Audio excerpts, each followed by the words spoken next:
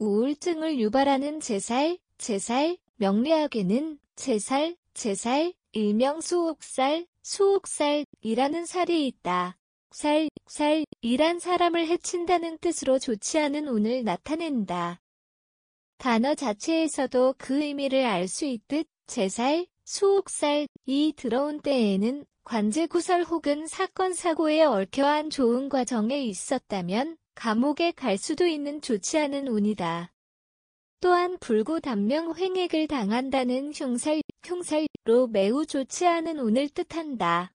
일반적으로 이 시기에 내담자들의 상태를 보면 심한 우울증에 시달리며 현실 세계에서 고립되거나 스스로를 고립하여 스스로를 가두는 상황을 종종 보게 된다. 또 실제로 법정 구속된 경우도 종종 목격해왔다.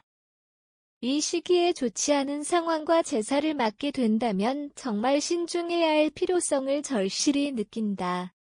필자 역시 제살이 들어와 심한 우울증과 무기력증으로 큰 고생을 한 경험이 있다. 제살 수옥살은 그 의미대로 인신의 구속감금을 의미한다. 법적인 문제에 처해 있다면 재판부에서 실형으로 구속된다는 의미이며 법적인 문제가 아니라면 주변 사람들에게 따돌림을 당하거나 외톨이가 되는 상황이 연출되고 대인관계에서 마음의 상처를 입어 스스로를 고립시키는 등 심적인 고통이 지속되는 현상이 반복된다. 앞서 말한 대로 본인도 이러한 경험을 하다 보니 제살에 특히 더 관심을 갖고 깊이 연구하게 되었다.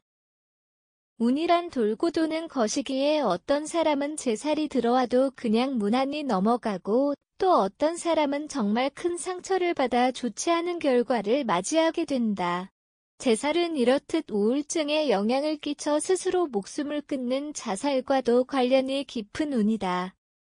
대한민국이 OECD 국가 중 자살률 1위라는 불명예를 뒤집어 쓴 지 수십 년이 되었다. 여전히 그 불명예스러운 타이틀을 매년 유지하고 있다. 과연 어떤 이유일까? 운은 환경에 영향을 받는다고 한다. 우리 사회의 환경은 어떤가?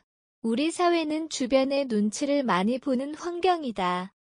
또 대인관계에서도 주변의 눈치를 많이 보게 되고 어느 시기부터 대한민국의 사고방식이 이분법화되어져 가니면 아군나와 다른 생각을 인정하지 않는 분위기가 우리 사회에 만연해 있다. 외국의 사회학자들이 대한민국을 바라보며 지적한 특이한 현상 중 하나가 바로 빠른 속도의 가심 문화다. 즉 대한민국의 독특한 문화 중 하나가 뒷담화 문화라는 이야기다. 하루하루 치열하게 살아가기에도 바쁜 와중에 우리는 주변의 시선도 신경 써야 하고 주변의 뒷담화에도 신경 쓰며 살아가고 있다. 사주 상담을 하다 보면 이런 문제를 가진 사람들이 의외로 많다는 것을 느낀다. 사실 이런 문제를 가지고 계신 여러분이라면 사주 상담을 통해 자신이 어떤 운에 놓여 있는지를 아는 것도 중요하다. 하지만 이러한 운에서 어떻게 대처하고 해결할지도 중요한 문제다. 대인관계나 우울증은 몇 마디 조언만으로 해결될 문제가 아니다. 사진 출처, 보건복지부 제공, 이런 경우에는 전문가와의 상담이 매우 중요하다. 여기서 전문가는 우울증 전문 치료기관 혹은 자살 예방 관련 기관 등을 의미한다. 사실 명리학자로서 내담자들에게 하는 조언은 환경의 개선이나 충분한 잠과 휴식, 적당한 운동, 산책, 명상과 같이 생활과 환경을 개선하며 운을 바꾸는 방향으로 이뤄진다. 하지만 이렇듯 쉬운 일이 막상 이 운을 겪게 되면 마음처럼 쉽게 되지 않는다.